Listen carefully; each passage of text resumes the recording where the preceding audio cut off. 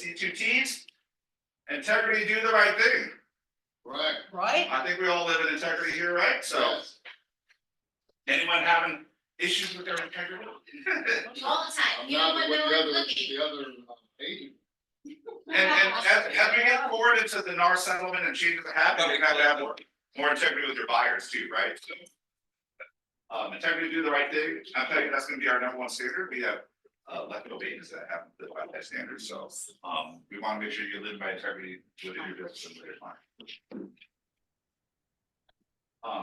Just closed. Congratulations, Carmichael, on 6 closes. Nice. Nice word. Michael Taylor, 4 closes. Oh, my sorry, Kevin Moore, 4. Sherry Aguilar, 3. Laura Miller, 3. Alicia Platt, 3. Twan, Carthy, Julian, 2, as well as Janelle, Jay, Eternity, Desiree, Afton, all 2, as well as Amethyst, Thelma, Sheila, Scott, Rich. Rich, Pam, Nada, Lindsay, Jesse, John. I think Carlos, 1. Congratulations to everyone who got the. I know people are saying it's a hard market out there, but spring has sprung. It is definitely, if you haven't seen the buyers, they are crazy out there right now. We're seeing multiple offers on properties, at least with a nice property, right? So We told the buyers from that program. The one that- California Dream. yeah, when Dream for All hits, oh, Well, it's even the ones that are, maybe you can see if they can improve it, they don't, those people are gonna come into. Okay. Yeah. Okay, so so wait for Dream for All because it's going to be crazy. And it's going to be like, we have 20% down, let's do this, right? So. Somebody. You have to click back on it. This, you have to click back on it. or- Oh, sorry. all taps. Nope, just go all the way up. Okay. There you go. Oh, there, not it. Here's my- Alright, save the date, Tuesday, April 20th, Bruce and I are doing closing deal navigating our settlement forms. Okay, there's a lot of new forms coming out, I mean, a lot. So, the California Association of Realtors was doing a form release already for June or July implementation, they're gonna announce in June. And because of the NAR settlement, they issued an update to the update, so we have additional forms coming online. We're gonna go over this class, we'll be doing this class regularly, once a month, just to help you get an updated form, but there's forms for addressing the buyer side from, they're changing the buyer broker agreement to reflect the NAR settlement, they're also, putting in forms when you write an offer, if you need to go directly to the seller to try and get a commission for the buy side, they're having a new form for that as well. And then also on the listing side, when you're not offering commissions, or how do you do that as well, so we're gonna go over, we have a stack about that thick of forms that, and think of this like, COVID and PED, right? Like, remember all the PED forms? We're gonna go a little bit of PED form here on this until we get it settled down about how we handle the buy side commission, but once that gets settled down, I think we're good there, but right now, there's a lot of forms that are gonna come along, so we're gonna talk about how to do those forms. But today, don't worry, we're gonna talk about not how to do the forms, we're gonna talk about how to get clients to a buyer consult and actually get them to sign the forms. So we're gonna talk about forms on that class and do that. Also, Jake, our real Jake here is going how to get your offer accepted in the competitive market. As he just said, when Dream for All comes, all those buyers hit the market, it's going to be crazy. As some of you who are doing listings already know, if you have a good listing with a great price, you are getting multiple offers. And we're getting back to that crazy with 7% rates, but we are still getting back to that point where you're gonna have multiple offers. And I just wanna know, I know a lot of people say the sky is gonna fall, all this, all this stuff is gonna make the market tank. And you can see from this market now, you with 7% rates, right? And we still, it always comes down to supply and demand. In the end, you can do all you want with rates, but if you have a lack of supply, even a mediocre buyer demand, you have a lack of supply, you will have multiple offers of competitive. And that's why CAR is still projecting a 6% increase in values this year. So Part of this too is like we have a 33 step that our partners follow, right? So I'll share with you about top 10 on that, but I think two is this piece is gonna also have you be able to say, hey, I'd like to share with you our X number of step way that we're helping our buyers get their offers accepted in multiple offer situation 84% of the time. So we'll go through how to present that as well too, and steps that we use to Do it at a high level, so. Yeah, so excellent, because if you're on if you're a heavy buyer side, just know, you're gonna have to be good at getting offers accepted in multiple offer situations. Jake's an expert at it, I did a long time well, I got accepted offers over 17 other offers, 24 other offers, so. You can get accepted, but you're gonna have to show value to the other side and create that relationship with the listing. Our record's 57, so. You said your number. That beats my record. Next team meeting, not next week, but the following week, I'm super excited, we're gonna have Andrew Creaser come in, he's our Homes.com rep, a CoStar rep, but he's gonna come and talk about Homes.com. I don't know if you know about Homes.com. Yep. They're used to be, they're owned by CoStar. CoStar just bought Matterport, actually. Oh, Yeah, they paid 1.6 billion and bought Matterport, so. Oh, that's great. I'm making- And they're thinking about, I think they're gonna tie Matterport as a free service to agents that advertise. So they're going all in. They ad spent over $1 billion so far on advertising to push their platform, and they just announced actually that they are number 2 in all you visitors to their platform. They passed Realtor.com and they passed Redfin, and they're now only second to Zillow. And most project by the end of the year or early next year that they will surpass Zillow in number of shut them down. and that number of things. But they are unique in one way. Well, actually, in a very unique way, is that they, if you know Zillow or Redfin or any of those, they take people's listings and syndicate them to their website, and they put other agents that pay them money to advertise on those listings. Even though there are other agents listening for other purposes, you all know that, right? So- Say that again, John? I'm sorry. So the way Zillow works, and really hijacks, Yeah. personally, I think realtors, the bills, that. We can talk about NAR and how they build this, but that's okay. Right now, Zillow syndicates all your listings for MetroList and anywhere you put your listings across the nation, and they put them on their platform, and then you pay money to them, and some of us do, and they put your name. So if someone says, I'm interested in a listing, a buyer goes on there, they click it, it goes to another agent. Well, that ain't. Actually, it goes to a now call center that is, and then they hand it off. And that's all the models, Redfin, Realtor.com, and Zillow do that as well. And actually, we're the only real estate industry country that does it that way. Every other syndication firm does it straight to listings. So Homes.com is fundamentally different because they're changing everything. They said, we're gonna go differently, and I think that's why they have a lot of traction. They are not paying, any agent can't just pay to have advertised there. That you pay the agent for your listings, and when you get on there, it's only you. And the sign up price is basically based off of your production. So They it's look at your listing production. how many listings you do, you price it based on listings, because they're gonna feature your listings to get you leads. Oh. And instead of advertising other agents on your listing, they're only gonna advertise you, the listing agent themselves. So, and this is something that the consumer has said in their wants and needs is. We're tired of trying to think we're talking to the listing agent of the property when we actually get shuffled to another agent that has nothing to do. Interesting. Right? And they said we would strongly prefer, if we want to talk to the listing agent, that we talk to the listing agent. And I suspect, especially with NAR settlement coming around and buyer broker agreements, there's gonna be more interest in talking directly to the listing agent. And that's why I really part of the NAR settlement changes are gonna see more dual agency transactions, just because the buyers are gonna go directly to the listing agent and the consumer. So, Andrew's coming, he's gonna talk about what Homes.com does, how they promote to help agents listings promote their own listings, and how to get leads off of your own listings, right? And they do a good job. I think they had 1.6 million unique viewers last month in March. So he's coming to talk about that, just what they're doing, because it is a unique way that the other people are not doing things like this based on their listing. So that will be at the next TV meeting in 2 weeks. So. Save the date. Oh, sorry. Sorry. Dude, martial arts. We're doing martial arts, yeah. What? Alternative. So April 27th, this weekend, if you haven't signed up, where's our shred day? We need volunteers, please sign up for shred day. We're gonna pass this around. Please sign up if you haven't signed up. It's a great event. We're gonna have a lot of people there, and they just drive by in cars, we shred a bunch of stuff, it's from the shred truck. Day. And so please show up to that. We need volunteers, please sign up. John, be sure to tell them we don't have e-waste. What? We do not have e-waste this year. Oh, we don't have e-waste, no e-waste this year. We were trying to do e-waste, and then they give us a big long list of what they wouldn't They were accept. nickel. Like, We're looking at a dime in every item. It was like, unless you had like a TV, they're not gonna show. We're not taking it.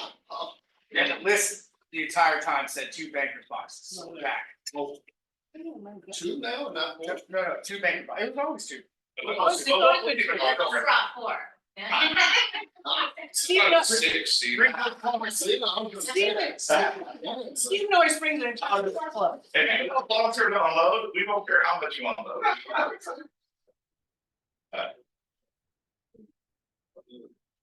That's good. Right, Dave? Hey, Francine, What if happened? you wanna chat, we're gonna pass it on the list, the sign up list for volunteers for Red Day. Francine, can you briefly just Absolutely. discuss what we're gonna do at each location? Absolutely. We have 2 nonprofits that we're going to assist and help this year. One is the Stanford Settlement with Julie, and that's on West El Camino and off of Northgate and West El Camino, that way. The other way, the other way. What we're doing there is we're moving furniture, tables and chairs out of one large area into another area. And then Dale Madden is coming to clean and buff the floors for us. And then we're gonna put all the furniture back. And then we're gonna go walk across to the scene, to the kids' student center, a teen center. And we're gonna move all the furniture that's in the teen center out onto the basketball court Without the kids. without the kids. Yeah, the kids aren't gonna be there. And Dale will do his thing, and then we'll move all the furniture back in. So that's Stanford Settlement. We have about 10 or 14 people for that, and I think that'll be enough for Stanford Settlement. Where we really need the help is the Boys and Girls Club, and that's on G and 12th. And oh wait, both of them have parking as well. Both have parking lots. At G and Boys and Girls Club, we are going to be sanding and painting. How fun! So wear your icky clothes. Wrought iron fence in the front. And then also there's some graffiti on the back brick wall that they would like cleaned up. And if anybody's into window washing, they would like that as well. And we need probably about 25 people for Boys and Girls Club. Okay, we're about halfway there. Okay, so I need people. I know that. So please sign up for Red Day. Yeah, We do I got need about it. 50 to 60 volunteers for Red Day. So Yeah. Bring your kids, bring your spouse. I don't care who you bring. Anyone? Good deal. Good deal. So this. Oh, wait. Red Day. Yvonne, thank you. You're welcome. There's $100 toward lunch that we're having.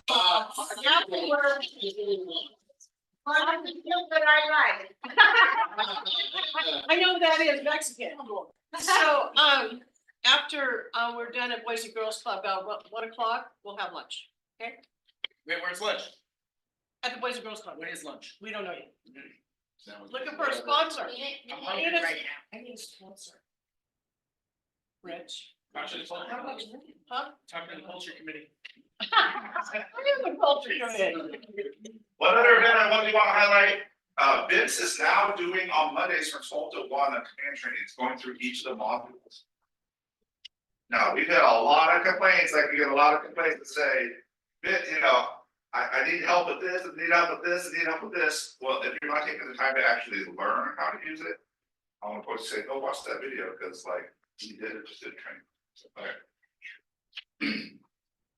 Red Day we talked about, volunteer please. Don't forget to order your Red Day shirts, please. It's first come, first serve, we will run out. And we won't have a Red Day shirt, so please sign up. Megan, this year, did you do it where it wasn't date specific, so if anyone did purchase a shirt? Correct, they could yeah, wear but it's not, it doesn't have special. A year or anything like Year that. $20 if you and want on the Red Day logo. shirts. Red Day. Normal. Yeah. Red Day. I can't wear mine. Question, if we order them. Honestly, I do like the throwback t-shirts now, they are like, wait, here was that, yeah. So we've Yeah, already eight, ordered state the level. t-shirts, Vintage. t-shirt orders were due on Monday, but I Right. did order a few extras. So that's why if you didn't order your shirt and you still want one, talk to the front desk, because we do have a couple in inventory that we can give you. But I did order it, so that's. You're good, yeah, if you ordered it, you're good. Just- Hi, I'm super excited. We wanted to spend most of our time with our guests.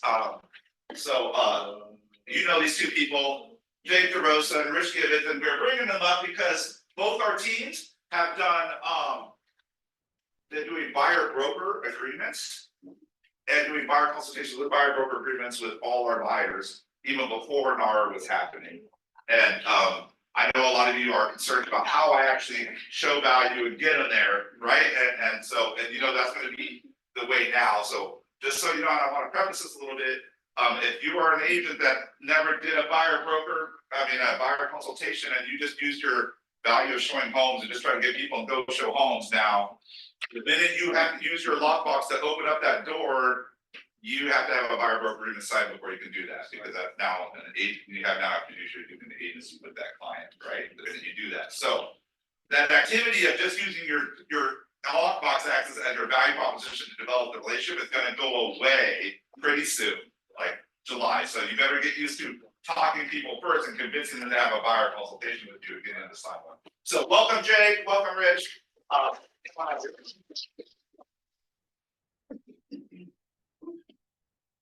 That's not good. Yeah.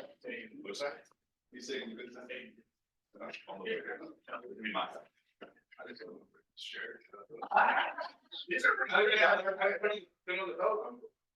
The first question, and we'll open up the questions, how long you guys been doing buyer broker agreements with your buyers? We've been doing it over a year now.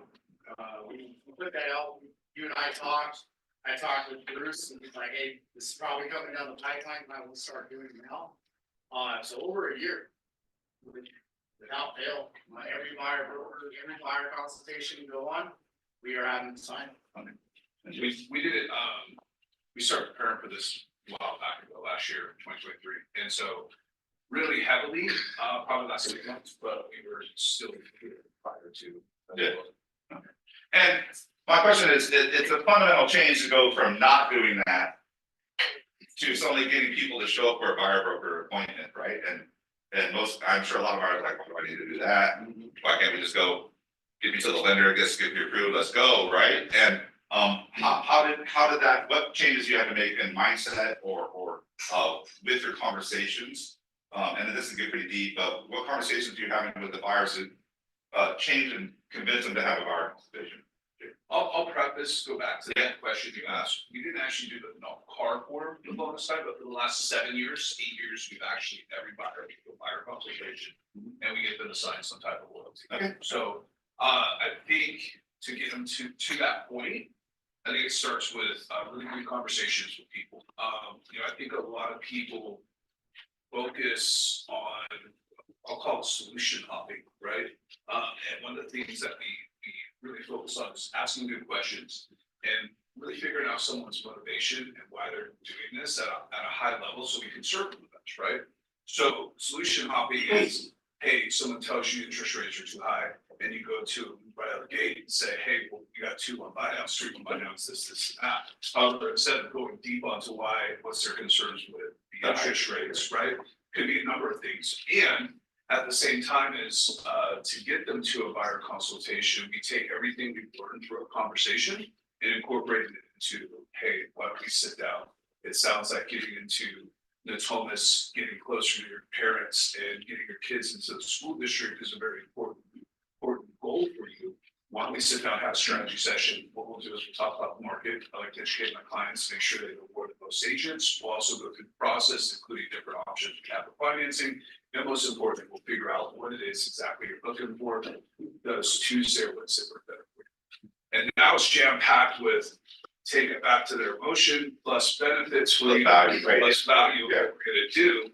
And then it's much more likely that they're gonna sit down. Okay, excellent. So I want you to hear that. You can see you role played that.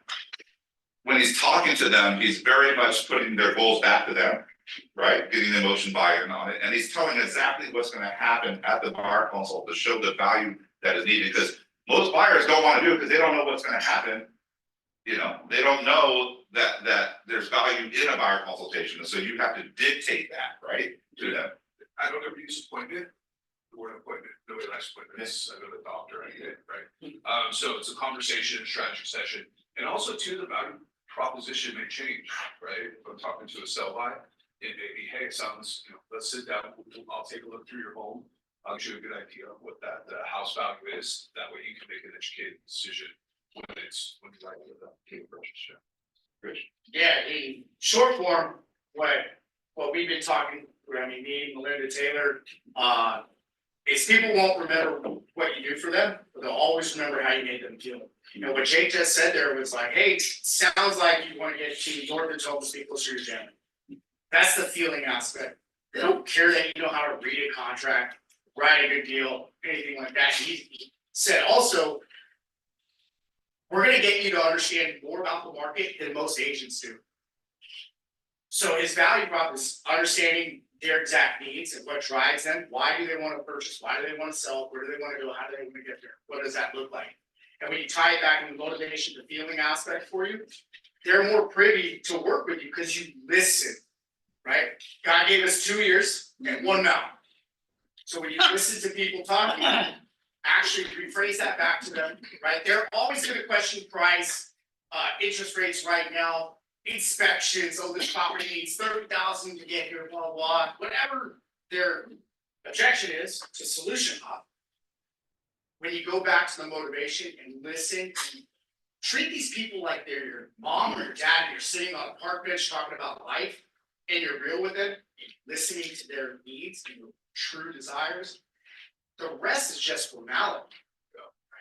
They don't need to know every little aspect of a contract. And I cut my teeth on walking people through what an RPA was. No one cares. Nobody cares. No. They don't care. No. They don't care.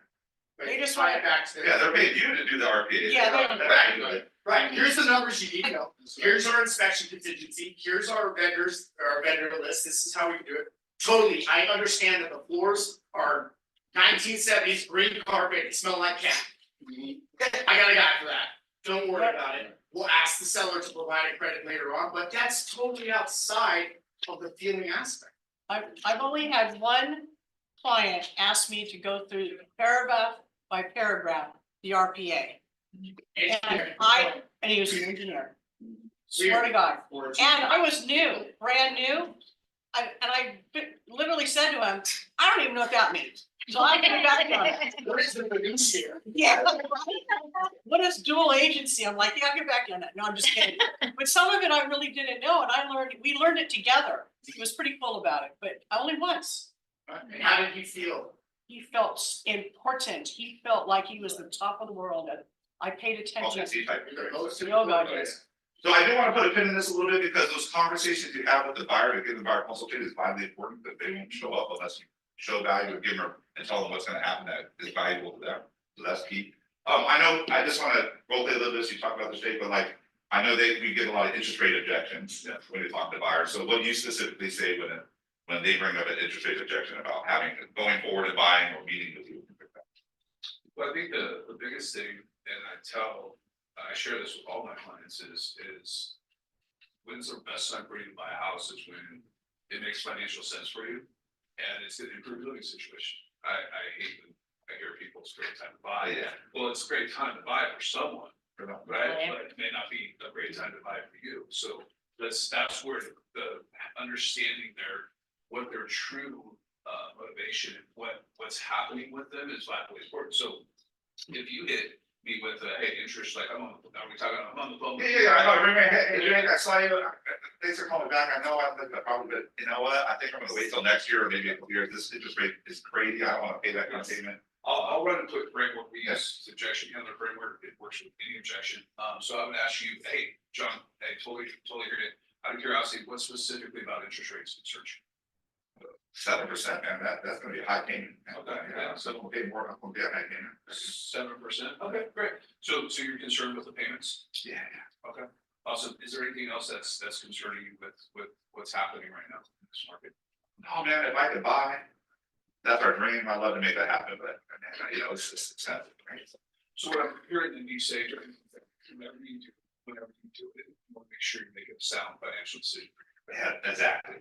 Awesome. Hey, why don't we do this? Why don't we get together? Let's take a look at this and let's go ahead and see if it is a sound decision. And regardless of what now or in the future, at least show us some good information. And if the conversation goes well, we move it forward, we can. And if not, that's right, because you've got some great information. So when it's time to buy, do afternoons or evenings better. So the first thing I do is I repeat back to them and hear what they're saying, right? Since there's that you're hearing. In addition, when I ask you about interest rates, usually you're good at, I call it that mapping, right? People are thought, so they're gonna continue to give you information, and that's what you want more information. I will then dig on the objection, what specifically about interest rates concerns you. You could hit me with, hey, interest rates are super high, and I think the market's gonna crash. Okay, that's a different The conversation, yeah. right? At that point, I transition it, so I can't handle interest rates, I can't handle the market, I can't handle anything. But what I can handle is there's three usually that it goes to, it's a good financial decision, I can handle that, let's see the kids, it's a good financial, so I transition their objection down into, hey, it sounds like you wanna make a good financial decision whenever you do it. Yeah. So now that's a conversation me and him will be interested in getting to get together, then I close with my. Correct. And I also isolate, is there, aside from anything, make sure it's a good financial decision for you, is there anything else that's holding back right now? No, great, let's go ahead and we can talk about it. I was gonna tap into that. He isolated the objection, repeated back so he heard and listened, not just heard, but he listened. Isolated it. And he gave it to the buyer, he put the ball in the buyer's court, saying, I'm not sure if it's right for you. Let's see if it makes sense now or in 12 months. Right, he didn't isolate it at a specific time, but hey, if it works now, we wanna move it forward, totally.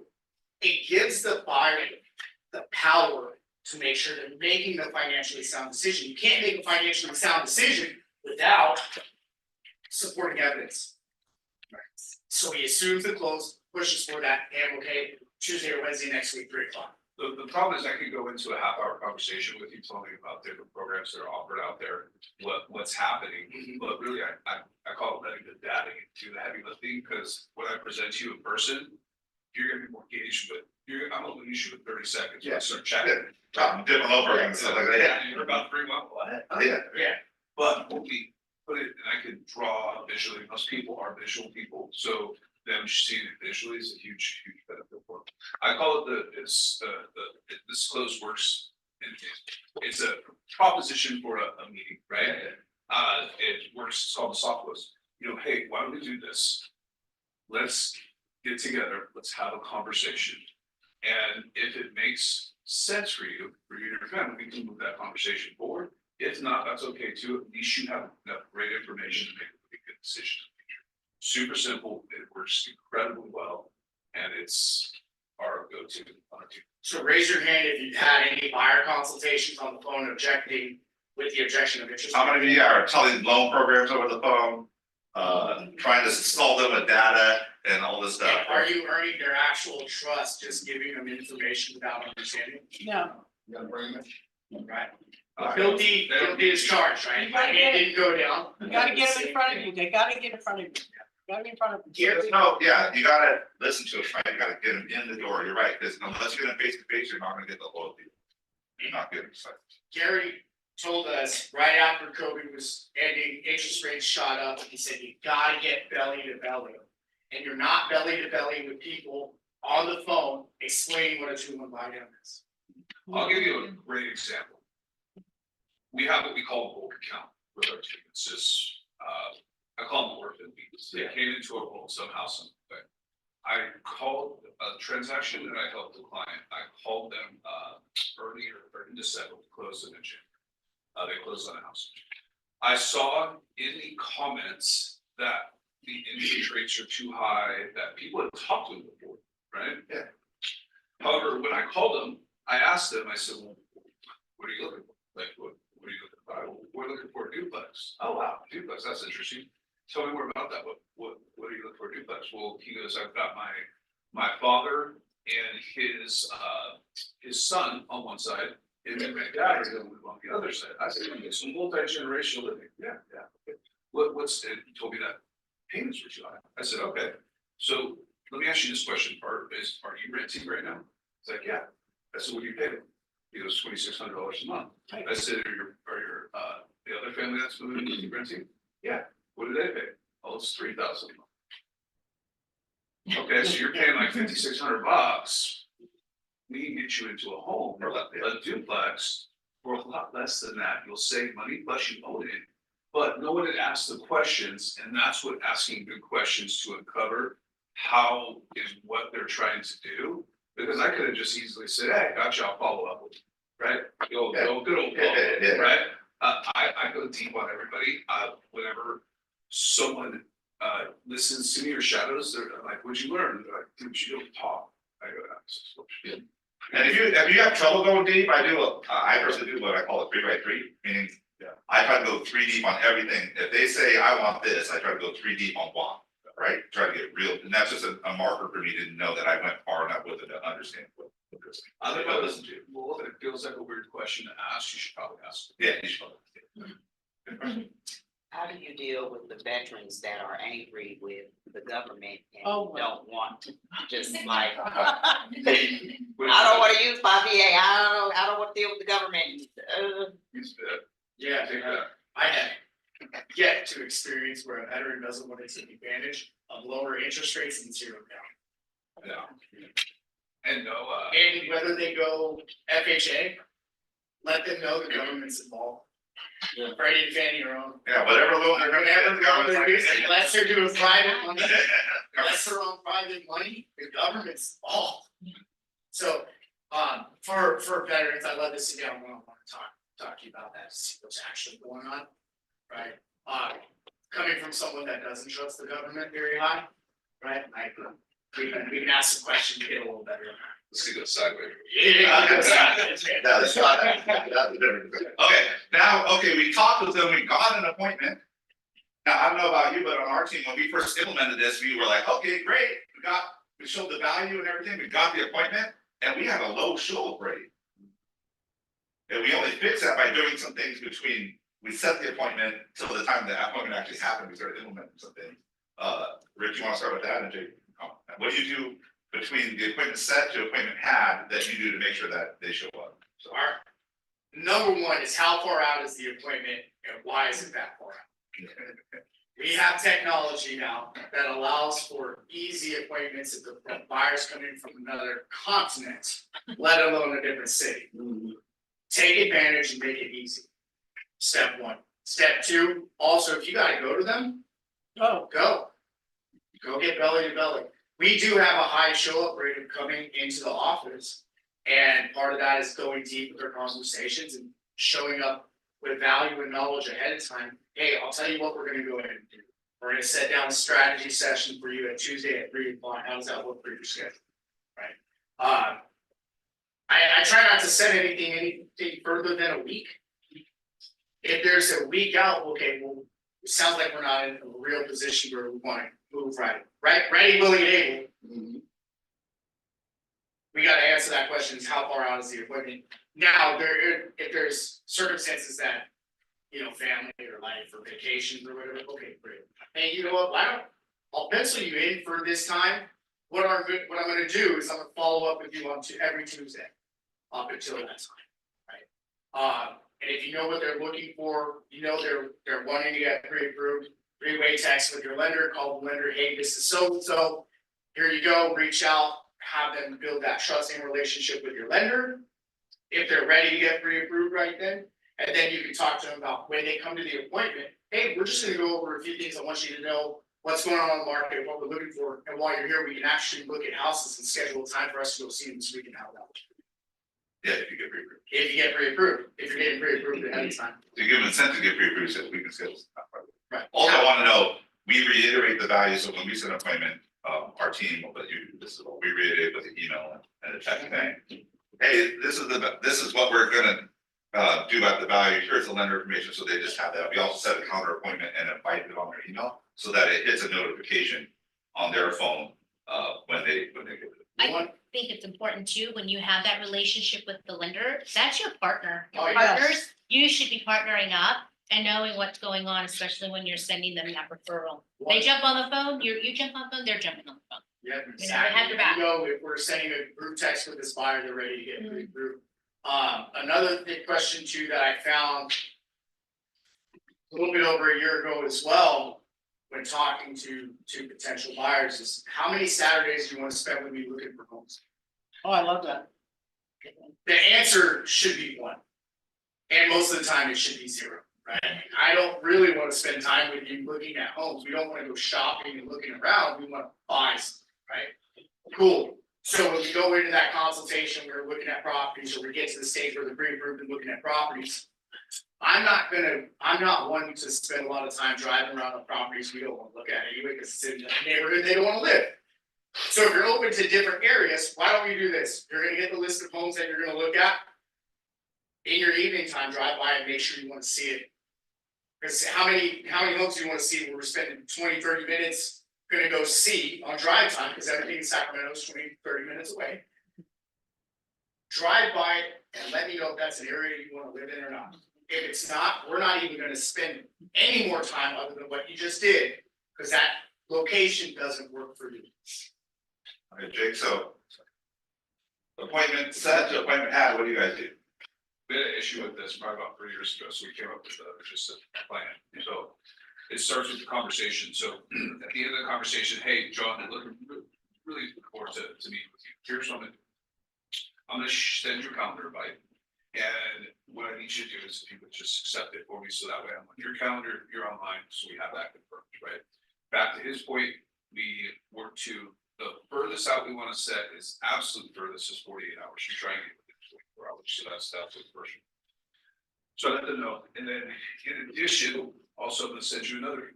We created just like a listing, we have a kind of pre-buyer Pre-buyer packet, right? Pre-buyer packet, yeah. And it has information about just really light, not super in depth, but what are contingencies? What is this? Here's a contract, what's this, whatever.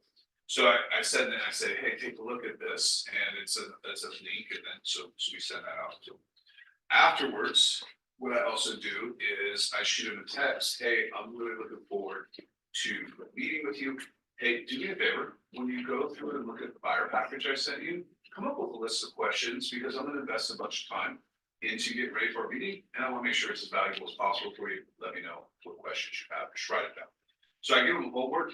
I also tell them that I'm gonna invest a bunch of time into our meeting, so that they feel guilty if they cancel me. In addition to that, if I haven't seen them, and the words I use too, at the end, I always ask them, when I'm saying, hey, what's a good time that you can commit to? Commit instead of a good time that you're in. So then also, if I haven't seen them accept the calendar invite, because you always see it, I text them the next day. Hey, just want to make sure. I blame it on tech, right? Hey, I'm gonna have some issues with my email. Hey, did you have to get that calendar? I sent you, right? Boom. And then I'm continuing to follow up until they accept it. And then day of the morning of, again, another text. Hey, I'm super excited to meet with you today. We're gonna have an incredible meeting. I invested a bunch of time into getting ready for it. We have a lot of value. Look forward to seeing it today. I never asked them if it's again, if they're gonna be time. Hey, I'm looking forward to connecting. So I will say that if you try to implement this and don't have a set to had system between there to keep the value there, keep them interested, you will have a low show up rate. And we experienced that when we first started. We had to implement a lot of that to make sure that the show up rate for the buyer consult that they showed the value there. Yeah, it's just, Maxwell's the best, right? Systems make the ordinary short. Yeah, so just make sure you have a system of how I'm gonna call off the meeting, how I'm gonna set the calendar, invite, how much can really show the value and confirm that appointment to make it forward, right? So. Go back and rewatch this video yesterday when I was talking with Jake, spent 20 minutes writing. So if you didn't catch all that, just go back and rewatch it. Yeah, There's a lot of gold. Well, so you see a lot of the tie down duties and scripts you do to get these people there. Okay. We're at the appointment now, they've shown up. How are you conducting your buyer consultation so that you are getting them to sign, that they're excited to sign a buyer broker agreement with you? Who wants to start? Real short version, I spend anywhere from about an hour with the client to an hour and a half. Couple things I do is we have a very specific, it's called the buying experience. It goes through everything. It goes through, first what I talk to them about is why we're so passionate about the home buying experience. And the reality is that what's that place called? They do a survey every 3 years. Census, the Census Bureau does a survey every 3 years. And the average homeowner, it has a net worth of about $300,000. The average renter has a net worth of about $6,000. There's a massive delta. And then I go through and show them the 3 things that actually creates that gap and how every year that will help them create the wealth that they're looking for. Why it's. So yeah, so that's, so you're actually doing a presentation where you show them the value and real numbers of what homeownership will do for their financial network. Based on what their price point they're looking at. So if they're looking at 600,000, I will make two numbers based on 600,000. I love it. So, I then go into the market, so I talk to them about the market, so whatever market they're planning on looking in, Sean Kokoski came up with a really good buyer consultation years ago, he's an old. Oh, yeah, that's like- OG KW guy, and one of the things that I took this piece from him is that he uses a buyer consultation to help guide his buyers into how he wants them to act during the process, right? So when I say that, for instance, the market information, if I have 6 categories, I put the name, what the market's at, I do list price to sales price, so if you're looking at the Thomas, and list price to sales price is 101.5, the conversation I'm having with you is, hey, John, gosh, I wanna share with you what's happening in the market. One of the first things that we're gonna look at is the kind of market temperature, list price, sales price. And right now in the Thomas area is 101.5%, meaning that sellers, when they put their home on the market, are typically Getting more. Because everyone wants a deal, right? And the clients are like, I'm gonna offer less. I'm like, dude, you're getting shit in this market, offer less, right? So I literally say to them, so if there was a house, hypothetically, $100,000 house, it's not gonna make sense to offer 95,000, so I'm getting them to act in the manner that I want them to understand that we're not gonna make low offers, right? Yeah. I also talk to them about months of inventory. I go through the inspections, the different types of negotiations, and then I'll actually bust out a sample RPA. So if you print in car forms, you can actually print the sample. I have it pre-highlighted and I highlight it to what strengthens your offer, and I go through it with you. So that's a pretty lengthy piece of it. Here's how you can make your offer stronger. Here's how you can make your offers weaker. Let me go through that with you. So I guide them through how we can strengthen their offers, what contingencies are with that. And so you're really using this section of your buyer consultation to try and set expectations of how you write offers. So you're not going through this. So a lot of agents I know use the market to kind of beat up their buyers to get them to convince them why they should offer more. And half the time they get pissed off at you and they go somewhere else because you didn't tell them ahead of time that the market's this way and you can't offer low, right? If you don't set expectations in anything in life, if the expectations aren't crystal clear and you're not providing, I listen to, or I always say, right, what's in it for me? What's in it for them? Why is that so? Explain the why behind it so that you're just not throwing just information right that they don't understand. Why is that important? And then you're trying to tell them and they don't understand it. No one wants to be told. However, if they understand the reason behind it, they're gonna act accordingly. I tell you, that's a real value of agents. When you talk about consultation, what do you provide? Now with social media and the internet, they can find all the information. They can find all the information they want to. Your value is, I know why it's that way. I can explain things. I can consult you on why the market is showing up that way and how you need to respond to it, right? Yeah. I talk about the different different inspections we recommend. And I tell them, if I'm negotiating with the seller over this, one of the things we gotta make sure we understand is that when we get an inspection done, we're looking for the major stuff, the health and safety items, the things that are gonna. So you're not making them, you're trying to set expectations about reasonableness when they're asking for a repair, We're right? not gonna ask for GFCIs, change that out, I got a guy for it, right? Yeah. Stuff like that. I think one of the biggest things I like the most is, I go through an EDC buyer, which one are you? Have you? Yeah. Use it. So I let them decide what type of buyer they want. So I let them know, hey, I work with a multitude of buyers and I want to make sure my communication intensity is matching what you're expecting and what you want. So A buyer is someone who needs to move within the next 30 days, maybe 45, we need to find you a place quick. Now, right? B buyer is someone who is not necessarily pre-approved, they're kind of starting to get in there, and we could be in the next 3 months. And then a C buyer is, hey, if I find the right place or just a perfect house pops up, I'm fine. Yeah. Now, this Mr. Buyer can be fluid, meaning that you can change from a C to a B and a B to an A. However, I want to make sure that my intensity is matching what you're expecting. What would you say you are? and I actually have them check it and sign it. And then I'm presenting with that. And then the other thing, this is the. And to follow up that, I mean, I helped you categorize them. Mhm. Do you tend to find that they move up to eight, they go to eight automatically, or Yes. they just push themselves up? And then I can have conversations to them, hey, you said you're an A buyer? Yeah. You kind of act like a B buyer. It's fine, as you said, you're A, like. Yeah, sure, but you're not, you're gonna sit on our shoulders, right? Yeah, absolutely. And then the last thing is, I always go through and I have my buyers rate the homes. So if I'm showing out 5 homes, I first say, hey, look, I'm going to show you homes and we're gonna go out and look at houses. What I want you to do is, first off, please, if you walk into a home, you get that feeling, right? Like, you know, like, this home's crap, I'm never gonna live here. Tell me that, Tell it's me. not gonna offend me, and we'll just get out of here, Yeah. right? Yeah. Because there's no point in us looking at it. Yeah. Cool, so I said that, and then everyone, I print it out, and after everything I say, if it's okay with you, John. What I'm gonna do is, after every show, I'm gonna ask you if you'd like to put an offer on this house or not.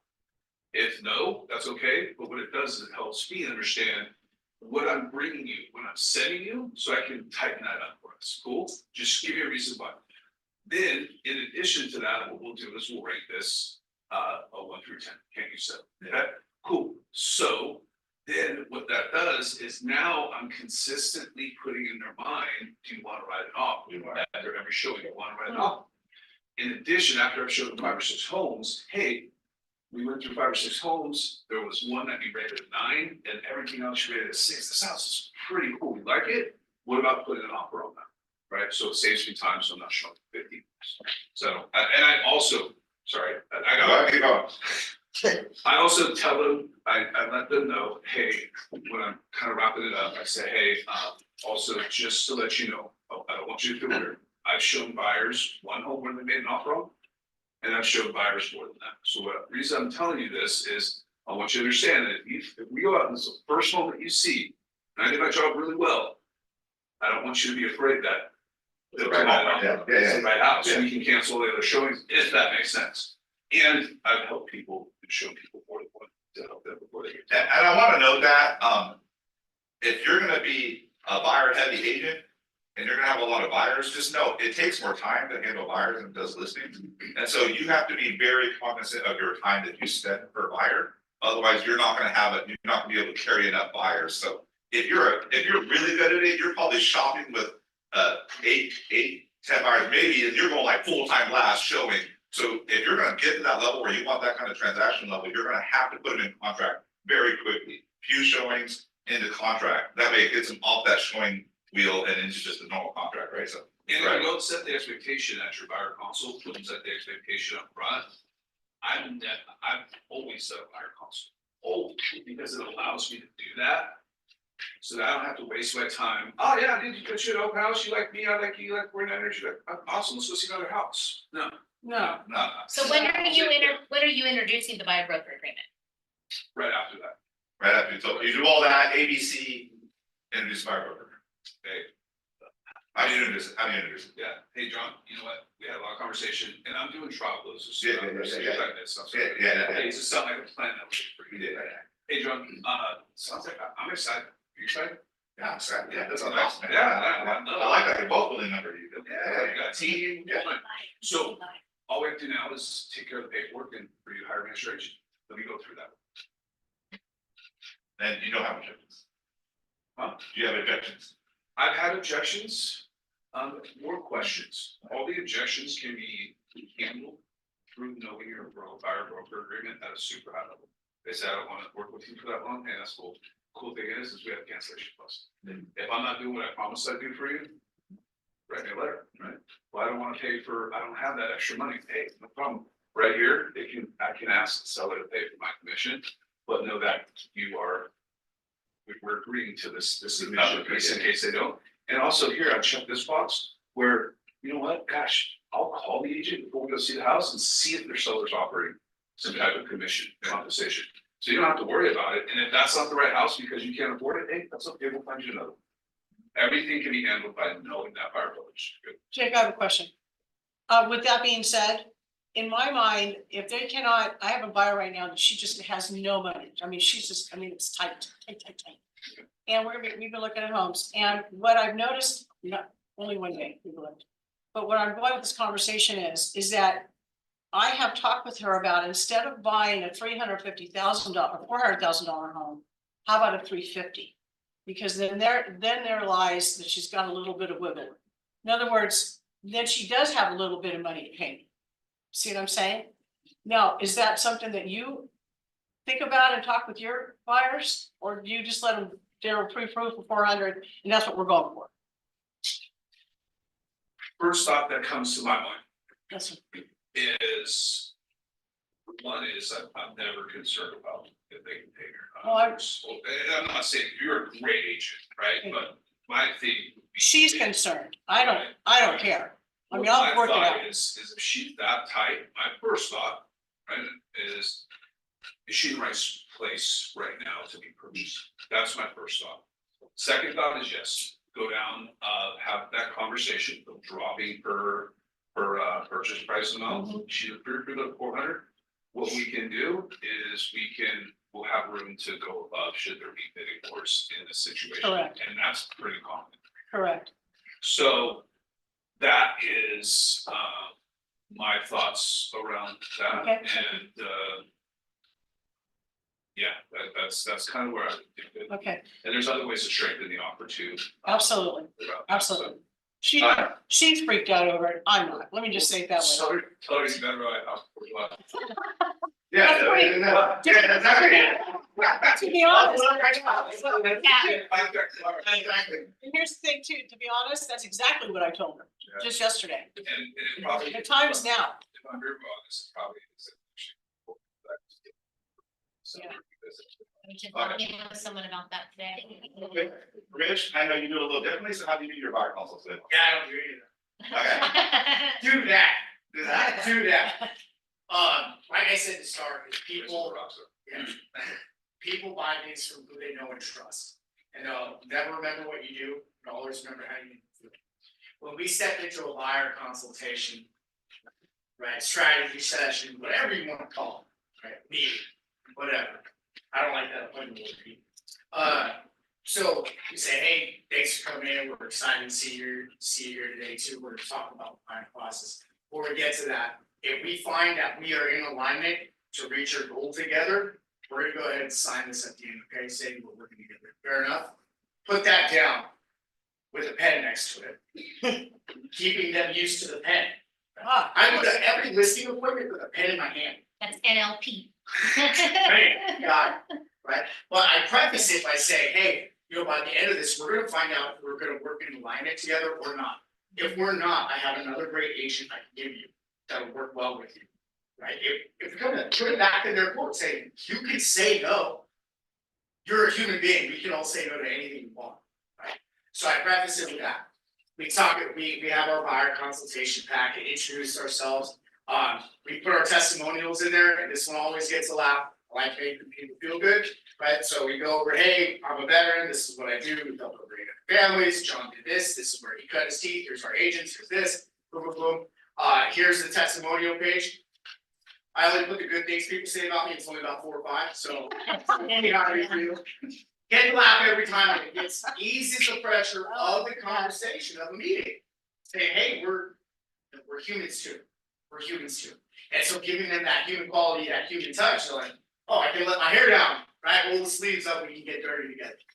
So we go over the buying process, contingencies, those kinds of things. We're like, all right, cool. Like, it's really not to that level at all, right? We just go over, hey, I remember you said you want this. Did you have time to talk with Nick to get that pre-approval going so we can start shopping this weekend? Or do we need to revisit that and get you pre-approved now? So you meet with them even though they haven't done that approval process, even though you've already kind of given them, hey, call Well, here's us, another get it thing. done. This is why, Okay. Thank you. Because in our consultation, if you're not asking for referrals, what are you doing? So during the process we're going is they're gonna sign that buyer broker agreement. I'll talk about the main objection we have. We go through that, say, hey, how are we feeling about working together? Cool, we'll go ahead and sign this.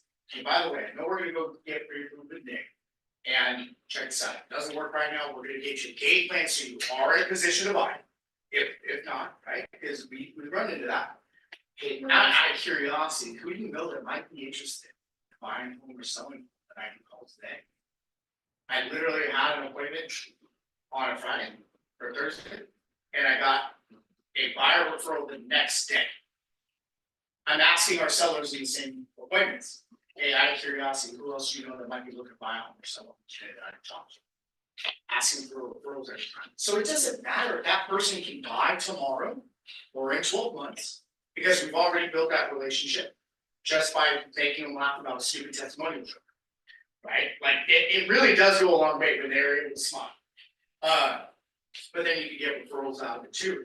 They feel good, they're signing. We're rocking and rolling, we find that, get them pre-approved. I talk about, hey, I need you to drive by these properties before we go look at them, because I wanna make sure that we're not wasting time. Going back to the sack on these Saturdays, you will spend it. Like, I'd rather be spending another Saturday in 4 weeks or 5 weeks celebrating your victory. Right? And that's another thing I bring up in the consultation is, hey, you know what? All of my clients love to win. How do you like to win? And everybody loves to win. Great, then I think we're working well together, right? Is there anything I'm missing? Et cetera, et cetera. When it came to, I've had one objection with the buyer broker. One, and it was for $1 million cash purchase. I know I tapped in here before about this conversation. And the buyer, very affluent, $1 million cash purchase. And we write 2.5% down. And Lawrence was like, hey, Rich, I see that it says this here. What if the seller's only offered 2%? And I said, you know, that's a great question. To be honest with you, you would totally be due to pay me that other 0.5%. I'll tell you what I'm willing to do with it. If that does pop up where they're offering less, we're not even close to it. If you can promise me that I'll get every buyer referral or seller referral in the next some odd years, you have my word that I will not go after you. That's a trust conversation. Right? And he signed. I don't care if it's 2% or 1.75, 5%. If I'm getting $1 million referrals, what does it matter? It's the goodness. Right. It's coming from contribution. He wouldn't have signed that if I didn't build trust That's in the exactly right. consultation. I had already went to work for these folks. They told me they were on our the Rivers listing. Came to our open house. Follow up on the open house, right? We follow up. Fortune is where? Follow up. Perfect, great. I wanna make sure we all heard that again.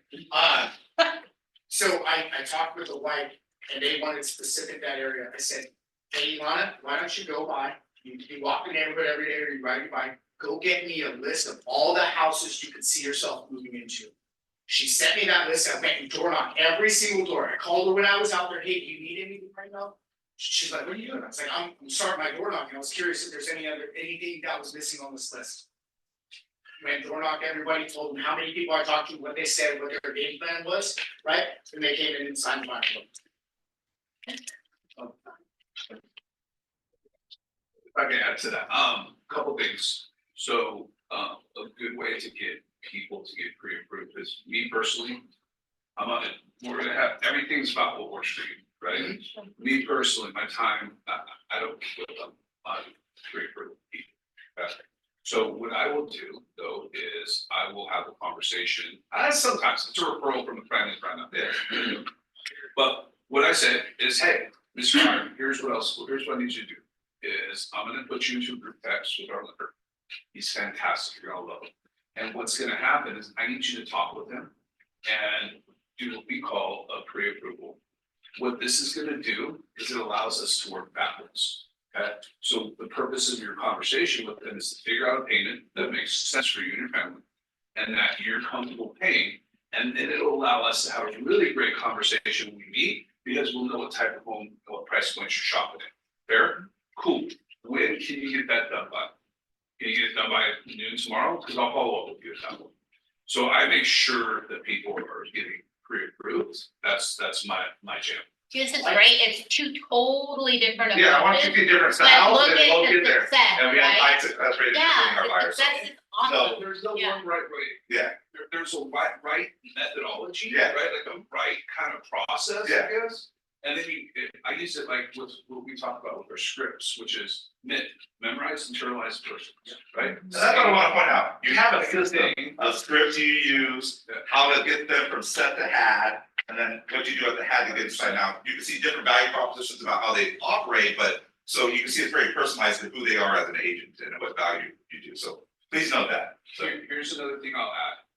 I fight for my compensation. I believe I have a value for that.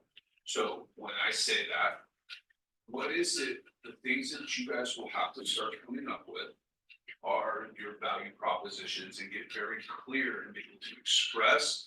I use the three C's: clearly, concisely, and confidently. The value proposition that you provide that is gonna earn you their commission, right? I'll give you an example of one of the things we're doing. We have it in place. So when my team meets with a buyer, we have a list of all the buyers we helped in the past 12 months. What we also have a list is we've taken if we negotiated half of escrow, or if we negotiated half of title, we put those dollar and cents in the column. Whatever commission or what is it called? Concession source closing. so you put those in as like, we saved them this much money. We put them in columns, right, Yeah, yeah. the negotiated concessions and price drops, create a total for them. Divide it by the number of clients we have. So you average. I think I think where we ended up at somewhere around $300,000, you can even take the full amount. So then when it comes time to ask about my compensation is, hey, Mr. Buyer, gosh, here's our per average that we help Save our our clients, buyers, yeah. save our buyers. So you can see that I already paid for myself, right? I love that. All right, excellent. That's brilliant. Okay, any questions, That. Email me that. Can I see that? Can you email that out, Jay? Do you have that in PDF? We're working on it. We don't have it completed just yet. That's fair. It's, again, all it is, right? And hell, it could be a thing that you can remark. Yeah, we do it out of the market. Yes, you can. Yeah, virtual assistants, we pulled up the Fed sessions, the price drops, and then we just put it and came up with a total number divided by the buyers. Here's what we're Gotcha. saving for our people, and we just make it cute. I mean, make it to your brand, make it cute, well flyer. But when I'm showing them those numbers, right? When I know my stuff in the consultation, I know the consultation like the front and back of my hand, right? How I find you properties, right? How I actually do it. I'm not that agent that's gonna finish this, go set you up on the MLS strip, and then you call me when you see a property. I said, that's bullshit. You're not servicing your clients the right way. Yeah, You're not. I'm calling my people. I'm calling my other agents I have relationships with. I will call the neighborhood. I personally will circle prospect. Hey, we have a buyer that's looking for your home in your area. Out of curiosity, who do you know that's thought about selling? What about yourself? Right? I'm gonna do the extra things needed to help find my buyer a property.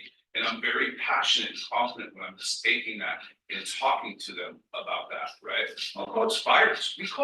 We take our list of expireds and say, yo, hey, I have a buyer looking at Folsom. I saw your house came off the market and we brought you a right offer. Would you be interested? Yeah, but I'm doing the extra stuff. If you're not, and you're not, I earn my. It's the value. I earn my money. yeah, you see how he's showing value to the buyer and saying, I do these things extra to find you the home, right? I actually that's the type of energy I talk to them with too, is look, hey, here's what we, and I'm very confident because I can back that up with what I do, right?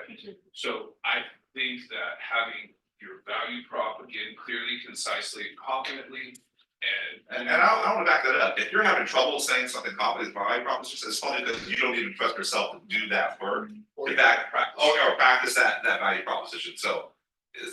Sometimes if you're looking at your value proposition, you gotta realize I need to change some of my stuff, that what I do when I work with a buyer. To make sure that it lines up with what my value. Here's what I'll tell you guys too. This is hilarious too. I mean, and this has been, a month, 2 months ago. one of my partners on the team came up and he's like, dude, we had a great buyer consult. And you know how many times that I've heard a buyer say nobody ever has done that with me? Yes. Okay. I Like, it Often. you gotta be the ones who change and who are the ones who change in there. Everyone else is gonna get out. That's the thing, if you don't do it this level, think about what Jake's doing, we're gonna get to a world of July where things change potentially. I'm And confident. there's Jake's and Rich is doing these kind of appointments and you're not, I'm confident I'll You smoke. could be a well, who's gonna get the buyers, right? Who's gonna get the buyers? So I just wanted to. I'm You could super, defer all your buyers and sellers. I'm confident I can smoke pretty much about 99% of each in some place when it comes to a presentation. When, Not Steve, something that, not anyone in here. Out there. Right? Out there. something Jake just mentioned about knowing your buyer consultation, this consultation, like front and back of your hand. If you are not practicing, then you take one of your days. We have 7 of them every week. And you take one of your days and you go freaking practice. Go practice. Right? If you're not confident, you're not gonna be able to speak to that. You're not gonna speak with conviction, and your buyers and sellers are gonna feel that. So take the time and go be a professional. That's what I'm saying, if you master it, it should be like, you drank too much the night before, you have a hangover, you're having this, you're showing the point with 50% of the energy you normally have. And because you're so master scripted at, the buyers don't even notice the difference, right? That's how master you need to be on your buyer points. If you're not, then you're always gonna struggle in those points, right? So. Okay, any questions before we wrap up? I have a question. Yeah. It's not about the predict, let's see if you're the job of their handling expertise. So a lot of the stuff that you talked about is like people complaining about interest rates and such with their first time home. What about, like, I think what I'm facing a lot is who already have a home that is purchased 10+ years ago, but they have like great rates and spent on, and they don't love their home though, they want a different home, but they're not willing to give up those things. But it's obvious that they have a So, going back to the motivation. Go back to the feeling. Like, I get it, I'm at a 2.25. I'm not selling because I don't ever need to. I got it. Is there opportunity, number one, for them to keep that house? And be an investor now and build wealth and continue that? Make money as a landlord, having a tenant, can they still buy? Right? So worst case scenario, they end up moving back to that property, which they already do. That's one way to look at it. Another thing, if their equity's tied up in that, but they do wanna sell or need to sell, talking to them about the feeling aspect. What's the reason we are even talking today? If we brought you an offer, would you sell? Right? Jake? Just, again, digging on it, you know, if someone said that to me, I totally understand, let me ask you something. What specifically, so is it the payments that I'm hearing you're talking about, so making sure it makes financial sense, yeah. So, because it may make financial sense, like Rich said, is if they keep it, I just sent I got a guy also. And we were talking, he's a past client, he wants a new house, wants a bigger home, exact same thing, but he was super cheap on his house. And he's got a low interest rate, I'm like, Josh, dude, have you thought of renting this place, cash flowing it, taking the difference that you're gonna have on a mortgage versus a normal? Let's not get into the 2s and 3s, because that was government inflated, right? That was government induced. Yeah, that is. 5% is really a low yours, right? I said, if you can make up that difference in cash flow and the rental, then keeping that as a rental, hey, let's look at that. So I sent him rental comps on his property. And when I followed up with him, actually I followed up with him yesterday, I just had a conversation, like, yeah, I never thought about that, but seeing the rental comps, he had a place in Folsom, so he's like $4 grand. And he owes 300 on it, he's like, we'll talk more about it, but that's an option. The other thing is, sometimes it's not gonna be right, here's what I'll tell you, here's what I'll share with you. The people are gonna win in future markets, right? Because, I mean, the market's high interest rate right now, just what it is. You'll see it go up and down. I've been doing it 22 years. But the people who will win when it changes, you'll find the people who need and who are motivated to supplement you right now. And then think of how big of a freaking pipeline you're gonna have if it doesn't make sense for them. But what I do is I try and get in front of them. Here's what the National Association of Realtors says that 78% of people work with the first agent baby. So my job, whether I'm gonna sign it or not, is I just wanna get in front of them. Hey, let's take a look at it. Hey, if it makes, and I'm a straight up shooter with people. Hey, if it makes sense to talk more on it, totally understand. We can do that. If it makes sense for you to wait, I'm not gonna blow smoke up your ass. I'm gonna tell you that we should wait and we'll stay in contact. So that's what I want you to know, that mindset of like everyone you meet, I know a lot of you want business now, but if you look at everyone as a future client, and I just need a relationship with them that I can maintain, when it gets down to 5 or 4, suddenly you blow up because you have those relationships where those other agents can't grab them, right? And so that's the thing. Yeah, about that. Okay. Who here brushes their teeth every day? If you don't, Twice, if you three don't, I times. recommend you do it. Yeah, right. There's this nasty thing called commission bread. Yeah. And if you're not lead generating, where you're A, B, and C list, where you got 10 people in your pipeline on the A, 20 in your B, whatever that looks like, right? So you're making money, that one conversation, I'm not gonna tie up all my time. I'm gonna give them opportunity, I'm gonna go meet with them, talk about different strategies, whether it's renting it out, buying something else that makes more sense for their family, if it's financially responsible to them. But if you're chasing one, that's because you don't have enough lead generation to fill that bucket. Yeah. To fill that bucket, and you're chasing the dragon at It that could be point. easy. Hey, oh, right here, let me move this person forward, rather than actually providing professional and true value and a fiduciary. Right, so if you're having a problem with one, call more freaking people. Do more open houses, because they are there, the people buying and selling right now. Need to. And I wanna note that typically a market, you see this, and that's why we had a 40% decline in listings. Typically, the market, 60% of people who sell a home in America need to sell, divorce, death, transfer, something happens where they have to sell.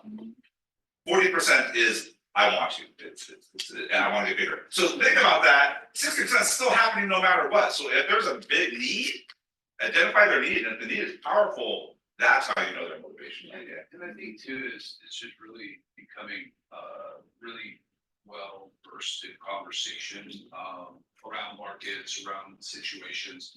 Because I've got people right now where the 7 and a 0.3, they can swing it, and it's a slightly tight, but they know it just from history. I'm not projecting this, I'm not a. Say it, I know what you're gonna say it. Yes. Say it.